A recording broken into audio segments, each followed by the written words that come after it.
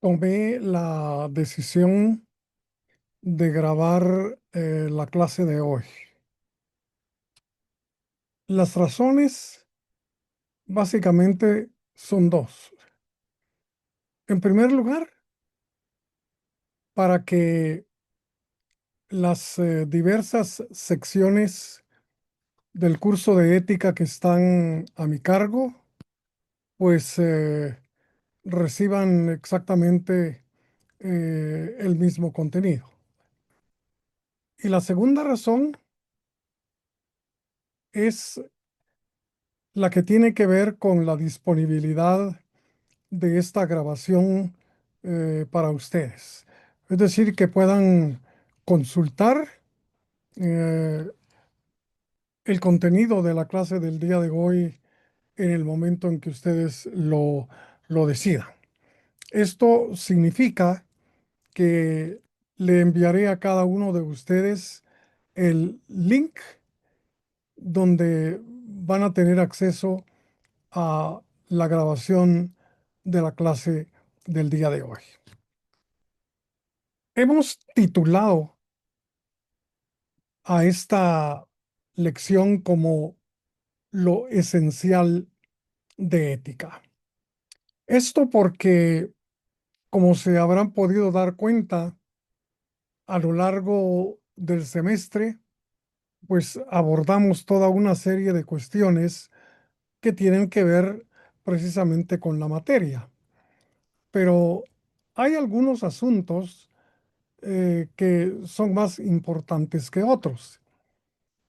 Y la idea el día de hoy es recalcar, resaltar aquello que deben de tener en cuenta fundamentalmente para enfrentar el examen final.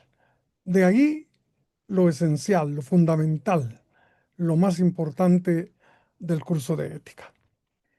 Bien, vamos a comenzar fundamentalmente con el dominio que debemos tener de algunos conceptos. Recordarán que así empezamos el curso, definiendo qué es la ética, definiendo qué es la moral y, por supuesto, lo que es la ley. Recordamos entonces que la ética es un discurso, la ética es una reflexión sobre la moral. Aunque confundimos en la vida de todos los días tanto el concepto ética como el concepto moral, los confundimos. Eh, en este curso hemos aprendido que en realidad se trata de dos conceptos que se refieren a algo distinto. Entonces, la ética es un ejercicio intelectual, es un discurso que tiene como objeto la moral. Y por supuesto, la moral es un conjunto de reglas, un conjunto de normas, un conjunto de principios que tienen que ver con nuestra conducta. A estos principios se les denomina leyes, pero también aprendimos que hay diversos tipos de leyes, ¿verdad? La ley natural, que tiene que ver con el mundo físico, las leyes desde el punto de vista jurídico. Bueno, entonces debemos de tener en claro qué clase de ley realmente es la ley moral, ¿verdad? De modo que empecemos por dominar esos conceptos fundamentales. Ahora, nos hemos referido a algunas doctrinas que quisiera recalcar el día de hoy. Hablemos, por ejemplo, del estoicismo. Sí, el estoicismo es una escuela filosófica muy antigua, ¿verdad? Y esta escuela pues enseña que nuestra voluntad debe estar en conformidad con la naturaleza, ¿verdad? Y el objetivo fundamental es tratar de encontrar una tranquilidad interior, ¿verdad? Entonces, para poder llegar, digamos, a esa tranquilidad interna o ataraxia, como se le denominó en griego, bueno, el estoicismo enseña a establecer la diferencia entre aquello que está bajo nuestro control y aquello que nosotros no podemos controlar, ¿verdad?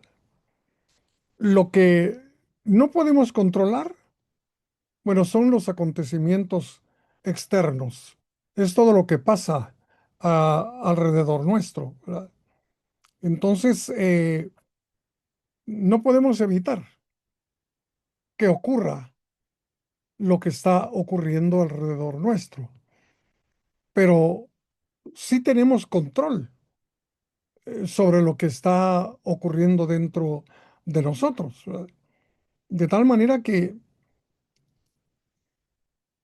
el estoicismo enseña realmente a vivir con virtud, estableciendo un verdadero control emocional, ¿verdad? Que está definitivamente más allá de las circunstancias externas del mundo, ¿verdad? Por ejemplo, yo no puedo evitar que la gente se enoje, pero sí puedo controlar eh, mis reacciones ante el enojo de la gente, ¿verdad? No puedo controlar lo que ocurre en el mundo físico, como la lluvia o el sol, pero sí puedo realmente establecer un control de mis actitudes, de mis sentimientos ante la lluvia y ante el sol, ¿verdad? De tal modo que tratando de mantener ese control, dice el estoicismo, bueno, podemos llegar a tener esa tranquilidad interna que tanto apreciamos, ¿verdad? Bueno, también hicimos referencia al epicureísmo, esta corriente filosófica que fue fundada precisamente por Epicuro de Samos ah, en Atenas, ¿verdad? Ahora, el énfasis del epicureísmo es el placer, ¿verdad? La vida feliz o la felicidad se puede lograr precisamente a través del placer, pero no debe entenderse, digamos, ese placer como algo sensual, ni mucho menos sexual, ¿verdad? Sino que está haciendo referencia fundamentalmente al placer mental. eh, no es realmente la búsqueda de los placeres así en términos generales, sino elegir, ¿verdad? Aquellos placeres que definitivamente satisfacen las exigencias de nuestra capacidad racional, ¿verdad?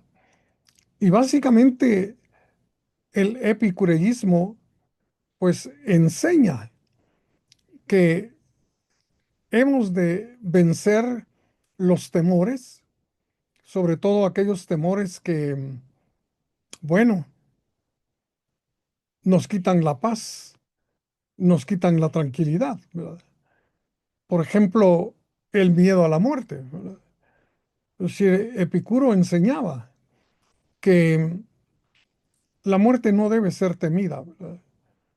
Porque mientras existimos, la muerte no está presente.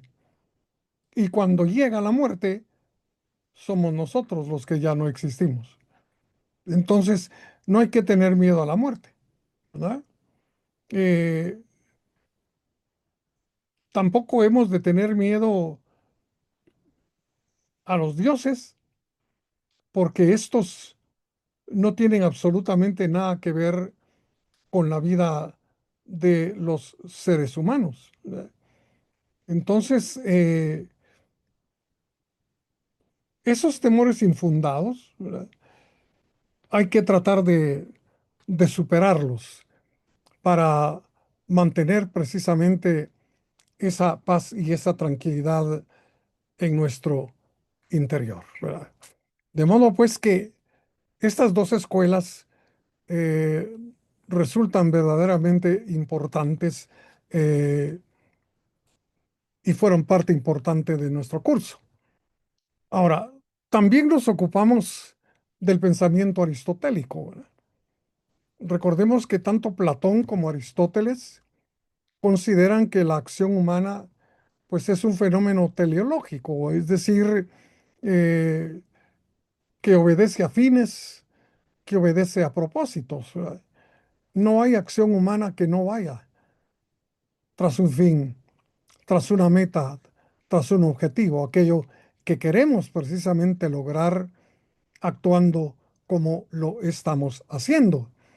Y por supuesto, el fin último, según el pensamiento de Aristóteles, el fin último de la acción humana es precisamente la felicidad, ¿verdad? De tal manera que esta, esta escuela aristotélica, bueno, nos indica el camino hacia una vida de serenidad, una vida placentera, sobre todo mediante el ejercicio de la razón, ¿no?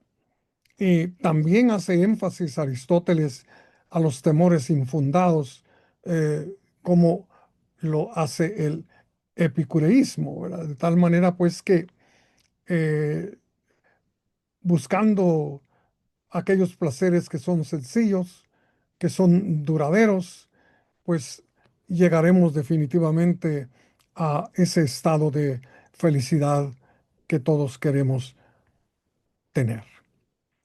Ahora, dentro de las doctrinas que manejamos a lo largo del semestre, tenemos, por ejemplo, el pensamiento de Manuel Kant, ¿verdad? Este filósofo alemán, sobre todo en el escrito que leímos, La fundamentación metafísica de las costumbres, eh, habla acerca de diversos tipos de acción, ¿verdad? Las acciones que son contrarias al deber, dice Kant, las acciones que están conformes con el deber y las acciones por deber, ¿verdad? Y entonces la idea realmente de Kant, ¿verdad?, es llegar a descubrir, ¿verdad?, cuáles son mis deberes y cuáles son mis obligaciones, ¿verdad? Y para eso crea un principio que recibe el nombre de imperativo categórico, ¿verdad? ¿Cómo hago yo para saber cuáles son mis deberes y mis obligaciones? Bueno, pues recurriendo al imperativo categórico. El imperativo categórico dice sencillamente lo siguiente: actúa de tal manera que puedas desear, ¿verdad?, que la norma que guía tu acción se convierta en una ley universal. Es decir, debo responder a la pregunta: ¿me gustaría que todo el mundo hiciera lo que yo voy a hacer en este momento? Si puedo sinceramente desearlo, quererlo, entonces significa que esa acción es obligatoria para mí. Si no cumple realmente con el imperativo categórico, dice Kant, entonces debo desechar, debo apartarme de ese curso de acción, ¿verdad? Ahora bien, hay acciones que están conformes con el deber, ¿verdad? Uno ve el acto y se da cuenta que realmente es conforme al deber. Pero Para Kant hay hay un principio que le da sentido a las acciones que llevamos a cabo. Ese principio es precisamente el obrar, el actuar por el cumplimiento del deber. Es decir, nada más debe inspirarme, nada más debe orientarme que no sea el cumplimiento del deber, ¿verdad? Kant pone el ejemplo de un tendero eh, que siempre da libras cabales, ¿verdad? De tal manera que hasta un niño pequeño puede ir a comprar, digamos, sal, azúcar, frijol, con la seguridad de que la libra estará cabal. Pero Kant se pregunta, ¿por qué el tendero da libras cabales? Si lo hace para no perder clientes, eso está mal. Su acción no tiene ningún valor moral, ¿verdad? Si lo hace para mantener sus ganancias, pues tampoco, ¿verdad? Porque, como dije, el principio que le da sentido a nuestras acciones es el actuar conforme al deber, y por deber, ¿verdad? Actuar por deber, no buscando eh, otras, otras metas, otros objetivos, más que el cumplimiento del deber por el deber mismo, ¿verdad?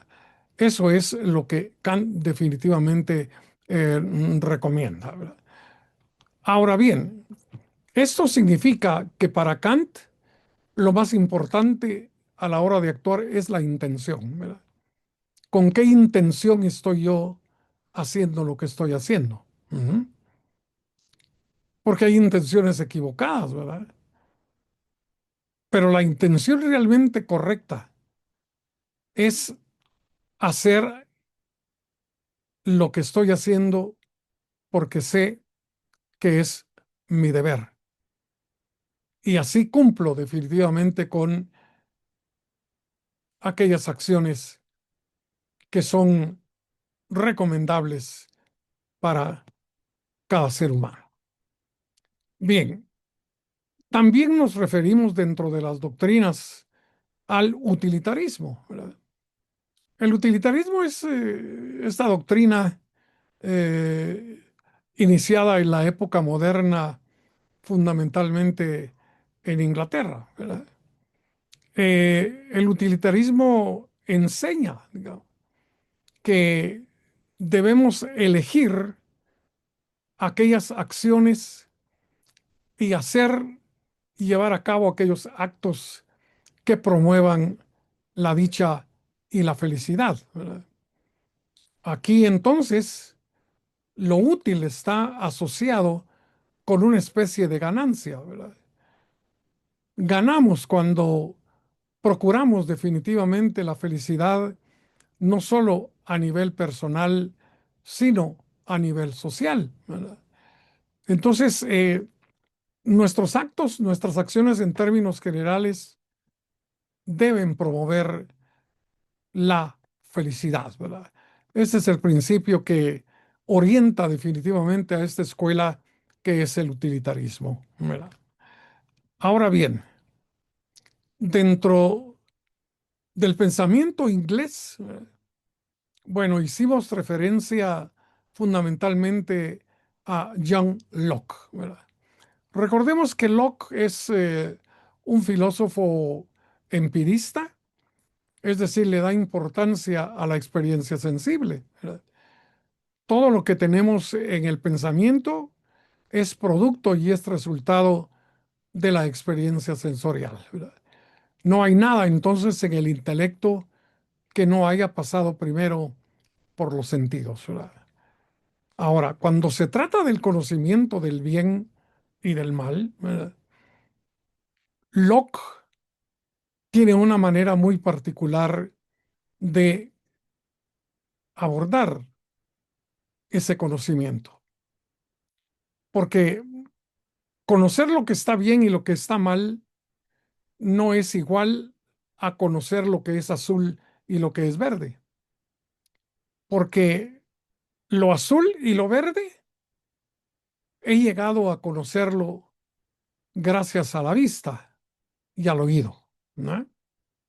Pero el bien y el mal, ¿cómo hemos llegado realmente al conocimiento del bien y del mal? Locke es, podríamos decir, el padre de la llamada ley natural.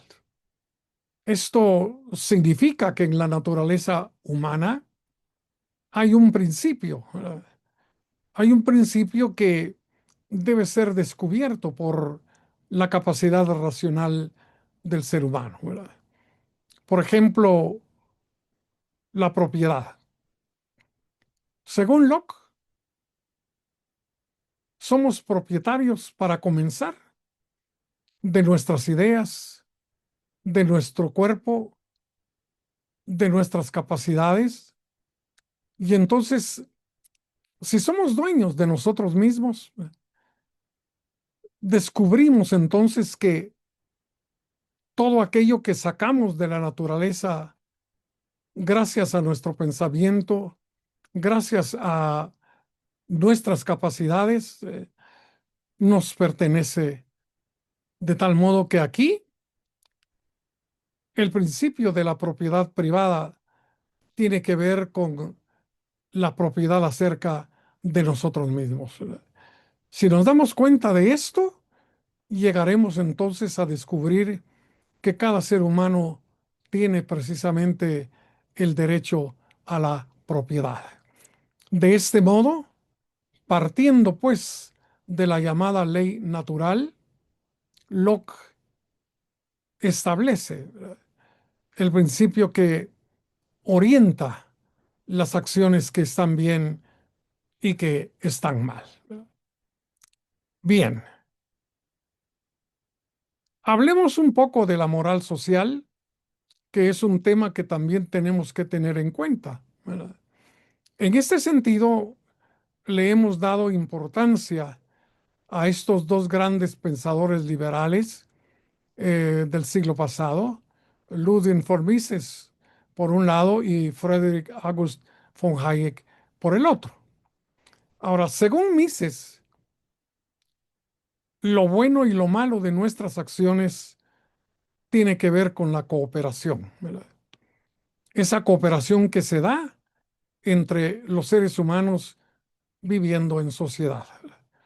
Según Mises, todo acto que arruina la cooperación, que impide la cooperación entre los seres humanos, una cooperación libre y voluntaria, bueno, es moralmente condenable. Y todo acto que contribuye, que ayuda la cooperación entre los seres humanos, pues es una acción moralmente aceptable y constituye definitivamente nuestro deber y nuestra obligación, ¿verdad? Ahora, según el pensamiento hayekiano, fundamentalmente la razón humana no creó la moral social. Es decir, aquí Hayek establece límites a la capacidad racional de los seres humanos.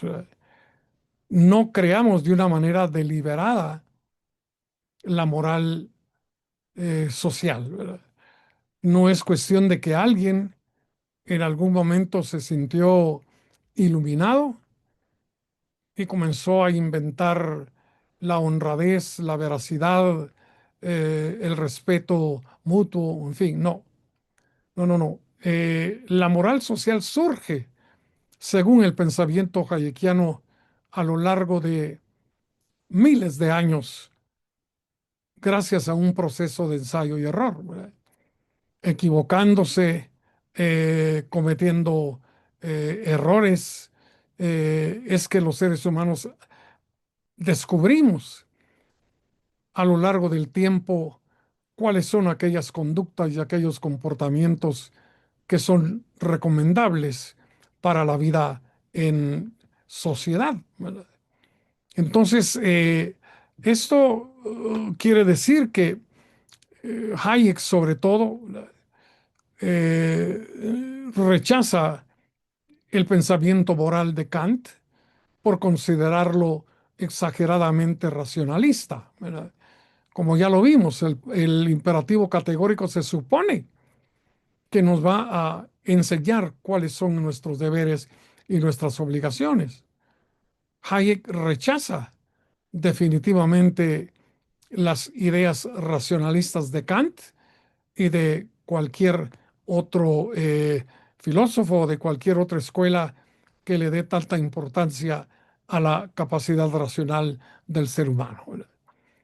También Hayek rechaza el utilitarismo, ¿verdad? La idea de que tenemos que actuar para promover la felicidad, la dicha, digamos, de los seres humanos, pues Kant considera que esto es algo realmente imposible, ¿verdad? Pongámonos a pensar, si a veces no somos capaces de establecer qué es lo que nos va a hacer felices, ¿cómo vamos a poder saber lo que va a hacer feliz al prójimo, ¿verdad? Ya solo las personas que estamos aquí en esta aula eh, somos un número suficiente como para que alguien diga, yo sé lo que va a hacer feliz a cada uno de ustedes. Eso es prácticamente imposible, ¿verdad? Mucho menos voy a saber qué es lo que va a hacer felices a 18 millones de guatemaltecos, ¿verdad? Entonces, Hayek rechaza definitivamente al utilitarismo eh, y su promoción de la felicidad gracias a nuestras acciones por darle un poder y una capacidad a la razón humana que definitivamente no tenemos, ¿verdad? Entonces, rechaza también Hayek la doctrina de la ley natural. ¿Por qué? Porque la naturaleza es una cosa y la sociedad es otra cosa. De tal manera que lo social debe ser aprendido, ¿verdad? Lo social no viene con nosotros, ¿verdad? No nace con nosotros. No es parte integral, digamos, de integrante de nosotros mismos en el momento de venir a este mundo. No, tenemos definitivamente que aprender, tenemos que hacer nuestro toda conducta y todo tipo de acción que es aceptable desde el punto de vista de la vida en sociedad, ¿verdad? De tal modo que ni el utilitarismo ni la doctrina de la ley natural son aceptados por el pensamiento eh, de Hayek, ¿verdad? Porque según él es imposible que nosotros podamos promover la felicidad de los demás, ¿verdad? Y entonces, según el pensamiento hayekiano, lo que tenemos que hacer es no provocar daño a los demás, ¿verdad? No se trata de hacerlos felices, no se trata de promover su dicha, eh, sino más bien de no dañarlos, ¿verdad? De modo que este principio es realmente un principio verdaderamente fundamental para el pensamiento hayekiano, ¿verdad? Pasar por la vida, ¿verdad? Sin dañar a otros es lo que debe definitivamente orientarnos, ¿verdad? Entonces, el pensamiento hayekiano no va con el eudemonismo o la búsqueda de la felicidad, ni va tampoco con el hedonismo o la búsqueda del placer, ¿verdad? Sino más bien evitar hacerle daño a los demás. Eso sí lo tenemos muy claro, ¿verdad? Eso sí lo tenemos muy claro y debe ser el principio que oriente nuestra vida y nuestra acción en el contexto de la vida social. Bien, hablemos un poco a continuación de la relación que hay entre la antropología y la moral, ¿verdad? La antropología es la parte de la filosofía que se encarga de lo humano, de responder a la pregunta, ¿qué somos? ¿Qué es el hombre? ¿Verdad? ¿Y qué relación tiene con la moral? ¿Verdad? Ahora, el mundo, el universo, está lleno definitivamente de seres, seres de toda clase, de todo tipo, millones y millones de seres pueblan e integran el mundo del cual somos parte. Ahora, cada clase de ser tiene sus propias características, ¿no? A veces, a veces hay características que compartimos con otros seres, ¿verdad? Como organismos, nosotros los seres humanos no dejamos realmente de compartir, ¿verdad? Algunas características con otros mamíferos, por ejemplo, ¿verdad? Entonces, hay características compartidas entre los diversos seres que pueblan el universo, pero hay otras características que son exclusivas, ¿verdad? Que no se comparten con otros seres, ¿verdad? Y que definitivamente van a ser la distinción, la diferencia entre este ser y aquel otro, ¿verdad?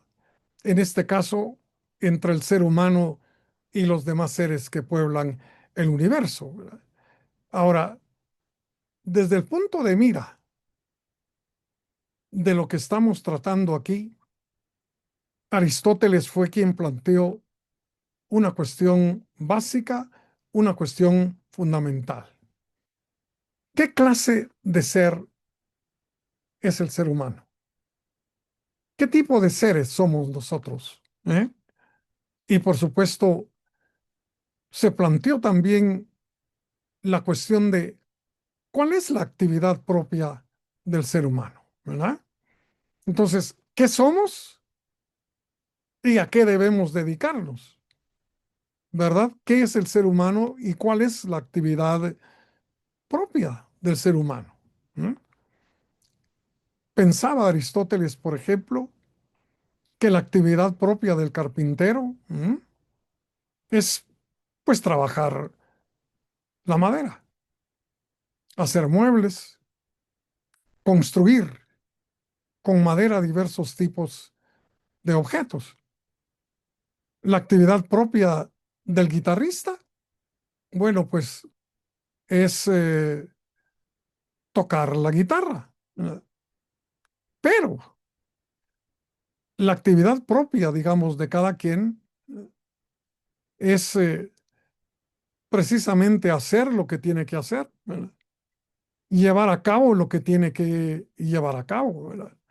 Carpintero debe dedicarse definitivamente a manejar la madera, ¿verdad? A utilizarla de la mejor forma, ¿verdad? Y entonces, este hecho de que hay quienes lo hacen mejor, ¿verdad? Hay un carpintero que es mejor que otros, hay un guitarrista que es mejor que otros, toca la guitarra mejor de lo que lo hacen los demás que también tocan la guitarra, ¿verdad? Y por supuesto, quienes llevan a cabo su actividad de la mejor manera, bueno, son llamados virtuosos, ¿verdad? Los hacen buenos, ¿verdad? Un buen carpintero, un buen guitarrista, un buen zapatero, es decir, son seres virtuosos por hacer lo que hacen de la mejor forma posible, ¿verdad? Ahora, como seres humanos, ¿verdad? Fíjese pues, como seres humanos, no como profesionales, ni como artistas, ni como trabajadores, como seres humanos, ¿verdad? ¿Cuál es la actividad que nos corresponde llevar a cabo? ¿Eh? ¿Cuál es la actividad que nos corresponde llevar a cabo en cuanto seres humanos? La respuesta de Aristóteles es que es lo racional lo que distingue al ser humano de los demás seres. Esta actividad racional es realmente exclusiva del ser humano. Puede que algunos otros seres en el mundo tengan algún tipo de inteligencia, es posible, ¿verdad? Creo que en algunos casos y eso ya se ha demostrado, pero la inteligencia, digamos, del ser humano es algo completamente diferente y distinto, ¿verdad? Entonces, la actividad a la que debemos entregarnos, dice Aristóteles, en cuanto seres humanos, es precisamente la actividad propia de la razón. Y lo que tenemos que hacer es desarrollar, desarrollar esa actividad racional al máximo, ¿verdad?